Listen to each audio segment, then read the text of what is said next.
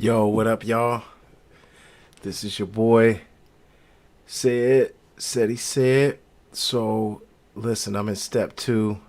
I've already put up two videos on my YouTube that just go over step one. I didn't have my face in it, but I was like, you know what? I'm going to just go ahead and put my face on it. And I'm going to have immediate reactions to my man here, Michael Johnson. So, just quickly,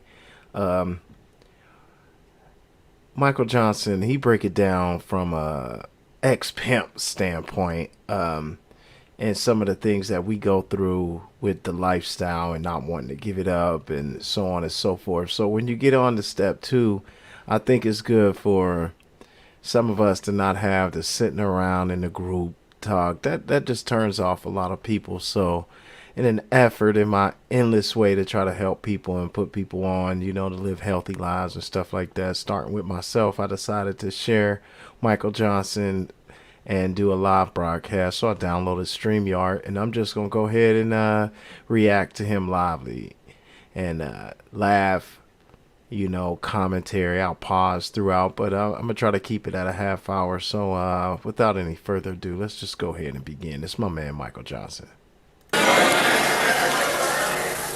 I'm doing all right, and I'm glad to be here, and I'm real grateful that coming to meetings and working on recovery is still making sense.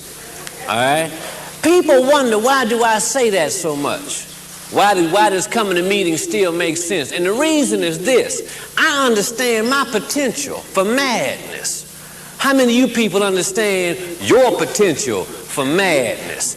Even being alcohol and drug free. Okay?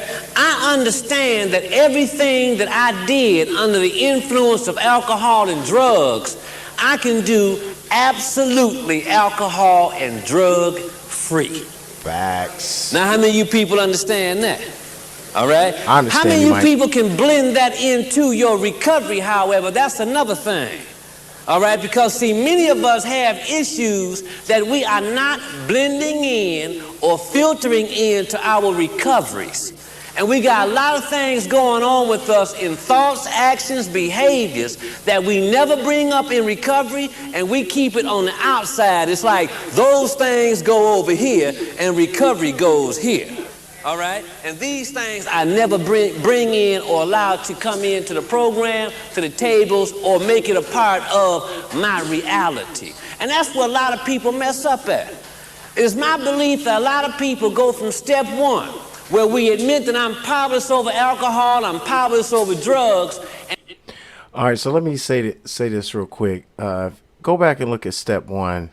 I'm not going to re-record step one, but what he did is step one is just realizing that you're powerless over your addiction, whether it be alcohol or whatever. And the way he break it down is, you have to remove your ego. So it's worth it to just go back and look at step one. But we're just going to pick up at step two, and I'm just going to let him go. And my life has become unmanageable to becoming perfectionist. All right, we go from denial to acceptance of powerlessness, but then we move straight into being perfectionist, feeling as though I should do everything perfectly, I should be able to do everything right now, like being nice to people. How many people in here are having a problem being nice to others, or even feeling comfortable around others? Okay, many of us still have an attitude problem. All right, I have had an attitude problem for a long time. The best I've learned to do with it today is how to monitor it and make sure I don't allow it to make my life unmanageable. But I'm still the same fool that I was, and I understand that. You follow what I'm saying? I really understand that. Understand something else going on right here with step one. All right? With step one, you need to understand something. And what you need to understand is this, okay? When I admit that I am powerless, my life is unmanageable, all right? And I come into this program, do you know that I do not like that? All right? I don't like that. And do you also know that I have to do the same thing with the 12-step recovery program that I did with alcohol and drugs when I was first learning how to use it? Which is, I had to learn how to like that shit. Don't think for 1 minute that my first day taking a drink, I liked drinking. That shit burned the hell out of my throat, burned my stomach, had me wobbling, throwing up all over the place. All right? I didn't like it. I did not know how to even use dope. But I made myself learn how to like something that was killing me. All right? I made myself like something that I did not like. I didn't like the first time I had my first hit of heroin, my first one-on-one with heroin, and that quinine came down my throat, cutting the roof of my mouth, tasted nasty as hell. When it hit the bottom of my throat, felt like I was about to throw up. I ain't like that. I ain't even understand the nod at first. My first nod I did not understand because, see, I came into heroin by way of alcohol and marijuana. All right, so I was used to being one of them happy, giggly addicts, right? And heroin just mellowed you right on out. All right, and I was not accustomed to that kind of high. But it was the thing, and everybody was doing it, so I had to learn how to do it. All right, and I made myself like something that was going to kill me. I used drugs and I drank with the knowledge that, number one, this substance was illegal. Number two, it had a high addictive potential. All right? Number three, I knew that people who got high on a regular basis slowly began to deteriorate physically, mentally, and spiritually, and I still took my chance at using it. All right, I still took my chance because one thing that I thoroughly enjoyed about the alcohol and the drugs was the quote-unquote relief it gave me temporarily from my reality. And I could develop whatever fantasy I so chose. I used to love to go into my fantasies periodically while I was getting high. And I know many of you was doing that, and you may even still do that today. You be riding down the street today, a certain record come on, and you think you somebody other than who you are. All right? Am I right or am I wrong? Certain record come on, and you swear to God, man, you somebody else, doing something else. You follow? And we love to take those breaks from reality every now and then. All right? But I felt as though alcohol and drugs would give me a permanent break from reality, and it almost did. Everybody in here needs to understand something about step one. About alcohol and drugs. You got your ass whooped. All right? In that one, that is a fight that you tried, but you lost. You lost that war. All right? And many of us need to look at alcohol and drugs as if as the same thing as possibly going in the ring with Mike Tyson.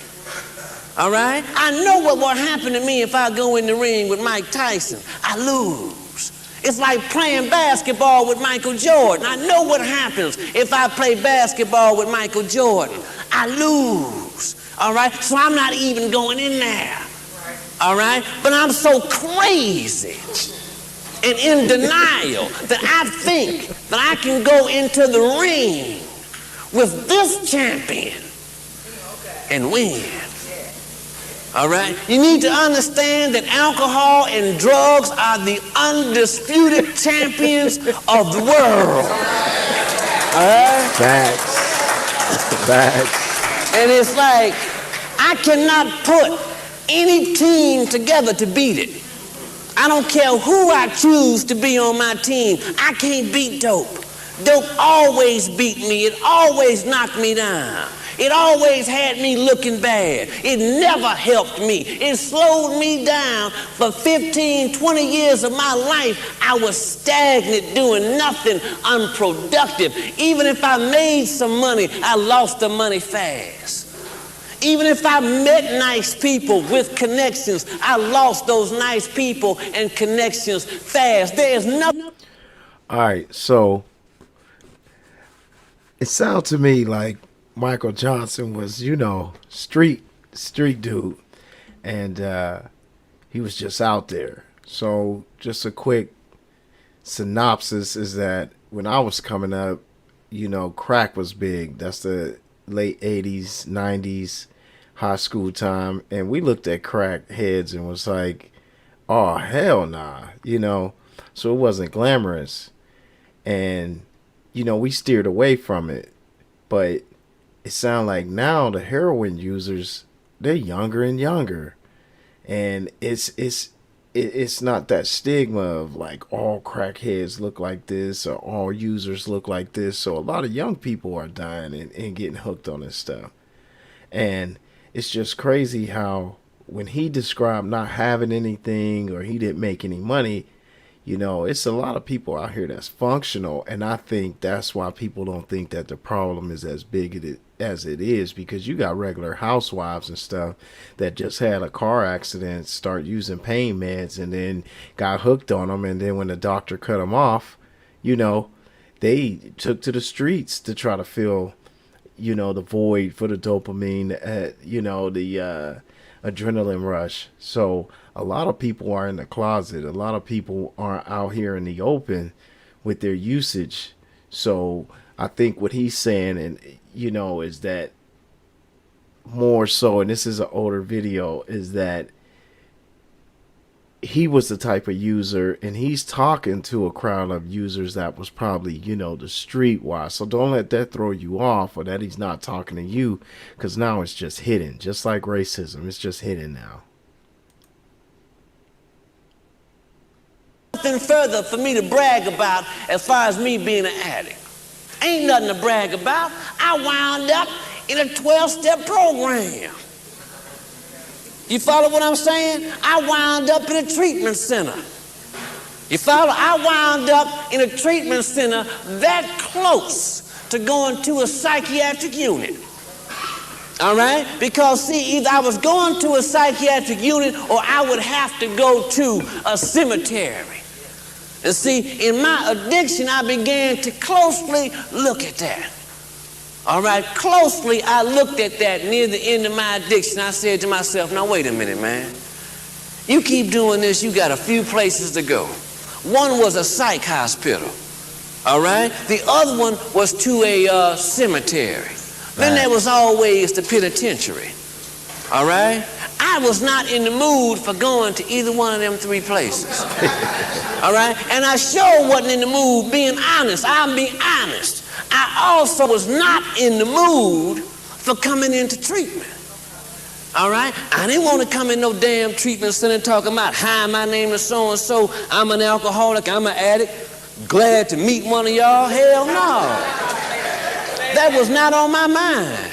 All right? And when I came into treatment, in my mind, I did not come into treatment because of alcoholism and drug addiction. I came into treatment because of chronic fear and fatigue. I was scared to death and tired as hell. And I was going anywhere that would open a door, give me a bed, lay me down where I would not have to see nor be involved with anybody that I knew. You follow what I'm saying? I did not want to see nobody. Because, see, many of us, when we go into treatment, we don't make no phone call talking about, guess where I'm at. It's like being honest also, being honest, many of us don't have anybody to phone home to. You know, like E.T. said he want to phone home. I didn't want to phone home, all right? Because I also understood and knew something else. I had sent my family through enough. All right? I had sent my family through enough. You understand that you have sent your families through enough. I mean, damn, we grown. Do y'all understand that? I don't have not one baby in this room. Ain't no babies in this room. Everybody in this room is grown. All right? And we got to start understanding that. I am too old. All right? I'm too old to be hanging out on Linwood. All right? I'm too old to be wondering what's the new record that's going to come out next week. All right? I'm too old. All right? I'm too old to be trying to figure out what is the new dance. All right? Or where is there something happening at? I don't need to know where nothing's happening at. All right? Because every time I try to find out what's happening, I find out what ain't happening. All right? That's what I find out. Every time I get this little thing go off in me to where I want to see what's happening, and I go see what's happening, I find out that ain't nothing really happening. You know, and I'm like, damn, I went through all of this to get here and ain't nothing happening, and I could have been doing something else. You follow what I'm saying? And I got to get out of that. See, and that's part of my coming to in step 2. Because see, even though some of us in this room right now are 30, 35, and 40, maybe even 45 or 50 years of age, I have the appetite socially of a 20-year-old.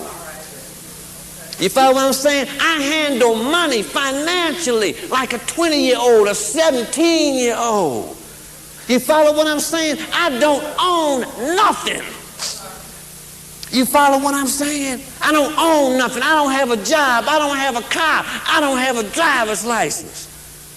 See, I don't even have a return address. See, since you want to talk about hitting bottom, let's hurry up and hit bottom. You see, I don't even have money for a stamp. And ain't got nobody to send nothing to if I had a stamp. You follow? Understand what bottom is and what bottom is all about. Because see, there should be no doubt in your mind that step 1 means something real simple. Real simple. I choose not to go back to that bullshit I just left. See, understand that about alcoholism, about drug addiction. Especially for those of you who have a tendency to relapse on a regular basis. All right? Understand that. When you go back, the question is, what do you think you really missing? You know? Because, see, we have relapsed numerous times. All right? We've tried to stop getting high for a little while and then go back to getting high in our arrogance.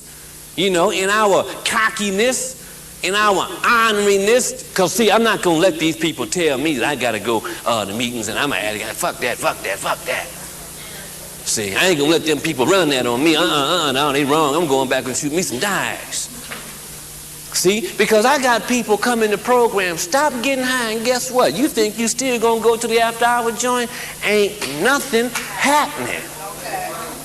All right? You think you're going to sell some dope because, see, some of you people are still so crazy that you think you're going to sell dope. All right? You think that step 1 in this program has put some kind of shield around you. All right? To whereas if you got a kilo or whatever dope sitting there, you ain't going to use it. Have you forgotten who you are? You know what I'm saying? I got 12 years of recovery, right? But if you sit some dope around me too long, now I may be able to get by it the first couple of times, all right? But one day I'm going to walk past that dope and go, I wonder, you know, I wonder. And I'm going to say, no, leave it alone. And I'm going to get past it again. One day I'm going to go in that dope and do this. I'm going to look around. I'm going to get me a one-on-one, or I'm going to taste it. And then I'm going to say, aha. All right, but keep in mind, I was crazy before I got high. All right, because see, that relapse happens long before you finally pick that thing up. See, you thinking crazy long before you pick up the dope. See, and that's why I did step 1 the way I did step 1 last week. Where I looked at being powerless, and I looked at not having any control, and I looked at how much the boss really desires to be in control. See, only thing you people did, okay, it's like this. You got me for my alcohol. All right? You got me for my dope. Right? Okay, you got that. But the rest of this, I'm keeping. And I kept the worst thing in the world. I kept my ego. Because I ain't never seen so many, I mean, people who have hit bottom, supposedly having humility now. All right? Walking around cocky as hell. Just cocky. Know everything. Can't tell you nothing. Ain't listening to nothing. You ever notice how long it takes people to sit down and begin to pay attention to what's being said once you go to a meeting? Sit down somewhere and watch them. They ain't paying attention to this shit. They like, the hell with this meeting. Don't they know I'm here? You follow what I'm saying? We go to meetings trying to declare to people that I'm here. You need to meet me. You need my phone number. I need your phone number. And you see them walking around like this at meetings, don't you? Watch this. Don't you? You see them walking around like this with the keys out. Didn't we do this outside after our joints and bars? Didn't I stand around like this when I was up on Linwood and Mac? Didn't I come up to you and tap you on your shoulder and say, come here, man, want to talk to you, want to talk to you, want to talk to you? You follow what I'm saying? Didn't I do that? See, and that happens, this behavior I'm describing right now happens at places where I'm supposedly recovering from all of that crap. See, so I stopped using alcohol, I stopped using dope, but I dropped the dope fiend's mentality and behavior in here, and I refuse to let that go. They ain't getting that. Thanks. You follow what I'm saying? And that's how crazy you be when you first get here. See, that's how crazy you are. Because, see, for me to give up alcohol and drugs, a relationship, a love that I have had for 15 and 20 years, I am upset by this. All right? This is upsetting that I have to give this relationship up. And this is also why I relapse. How many of you have ever had a no good man or a no good woman and you went back one more time? For what? You follow what I'm saying? Well, there go your no good woman and your no good man. See, and it's the same thing. I gotta go back and see how it is one more time, hit it one more time, let it knock me off one more time, all right, then I'm through. You follow what I'm saying? You see how that runs? And that's the level of our insanity. To whereas here I am, I know that I'm fighting with something. I'm involved with something that's definitely no good for me. I don't need no therapist to tell me that alcohol and drugs is driving me crazy. I don't need no hell of a counseling in that area, do I? No, I know this. I understand this is killing me. All right? My problem is this, however. Do I have an alcohol and drug problem, or do I have a life problem and a thinking problem? You follow what I'm saying? Because, see, the alcohol and drugs are gone now. And for about 60 to 90 days, you will be doing okay today. Right? Okay today, easy does it, one day at a time. Glad to see you, give me a hug. You know, glad to be here through the grace of God, you people. You know, I'm getting my chip this week, y'all gonna be there. You know, it's all right for about 60 to 90 days. I had a guy walk in my office Tuesday. He said, Mike, this ain't fun no more. I said, how long you been straight, man? He said, 4 months. I said, well, the honeymoon, my friend, is over. See, it takes 90 days to just go through dress rehearsal. You follow what I'm saying? That's dress rehearsal. That's where you go on stage, you got a little freedom, and we're trying to make sure that you really understand and know your lines. When you say, I'm powerless and my life is unmanageable, and my higher power who I choose to call whatever, and that I've turned this over and turned that over, and I no longer do this and I no longer do that, all right? You better make sure that after 90 days, you still know your lines. All right? Because dress rehearsal is now over. You on stage. And you better know your lines. All right? And you better know where to go and where not to go, who to be with and who not to be with. What do your mood swings look like? How do you handle free time? How do you handle boredom? What do you do with all that anger that you have? What about loneliness? What do you do when you have that sex drive and nowhere to get yourself satisfied at? What do you do? Huh? What? You follow what I'm saying? What do you do? Not glad to be here, Easy. That's why I just turned that over. You a lie. All right. So, okay. That's we almost getting to 30 minutes. So, that's just a little quick one. Share with you about Michael Johnson and his style. Please like, subscribe, share. Let's grow the channel. We get it to 1,000. We can start having live shows and stuff through YouTube. But right now we're just gonna do StreamYard. So please leave a comment, whatever, you know. Let's grow the channel.